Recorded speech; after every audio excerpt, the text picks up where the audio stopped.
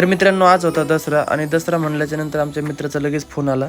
त्याने सांगितलं आपल्याला पूजा करायची, आपला मित्र गाडी घेऊन येतोय. मग तो आळंदीला येत असताना लगेच मी तोपर्यंत माऊली मंदिराकडे जात होतो. तेवढ्यात मला गोपी महाराज दिसले. मग गोपी महाराज आम्ही सरळ घाटावर गेलो. घाटावर बघतो तर आज दसऱ्यानिमित्त सगळे जिकडे तिकडे गाड्यात दिसू लागल्या.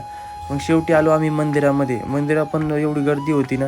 मग याच गर्दीमध्ये फायनली दर्शन घेऊन आम्ही आलो बाहेर. आणि जसं आम्ही बाहेर येत होतो लगेच मित्रमंडळीने फोन लावला की जेवायले. तोपर्यंत आम्ही जाईपर्यंत तर स्वयंपाक सुरू सुद्धा झाला. मग सगळेजण काम करत होतो, मी एकटाच बसले होतो. त्यांना म्हणलं मला काही जमत नाही, तुम्ही करून द्या, मी तळतो. मग फायनली हे तयार झालं. डाळ सुद्धा इथं शिजली होती आणि मी घेतले बट्टू तळायला.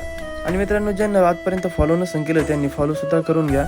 आणि आजचा ब्लॉग तुम्हाला कसा वाटला हे सुद्धा कमेंट करून सांगा. मग बट्टू तळत असताना मित्रांनी व्हिडिओ काढून घेतला. तेवढ्यामध्ये आमचे बट्टू सगळे तळणं झाले आणि बट्टू तळून झालं की लगेच आम्ही जेवायला बसलो, कारण मला पूजेसाठी सुद्धा जायचं होतं. मग इथं जेवण झाल्याच्या नंतर मी फायनली निघालो मित्राच्या गाडीची पूजा करायसाठी. मग मी सरळ निघलो मंदिराकडे, कारण मित्र तिथंच आला होता आणि पूजा सुरू देखील झाली होती. आणि मित्रांनी दोन्ही गाडी सुद्धा तिथं आणल्या होत्या. मग दोन्ही गाडीची पूजा करून घेतली आणि शेवटी आमच्या मित्राची जी गाडी होती त्याची सुद्धा आम्ही पूजा करून घेतली. कारण लवकर पूजा करायचं असं कारण होतं की त्यांना लांब सुद्धा जायचं होतं. मग शेवटी लोक गाड्या धुत होते ना, आम्ही इथं पूजा सुद्धा करून घेत होतो. मग लगेच आमच्या मित्रांना नारळ देखील फोडलं आणि पूजा करून घेतली.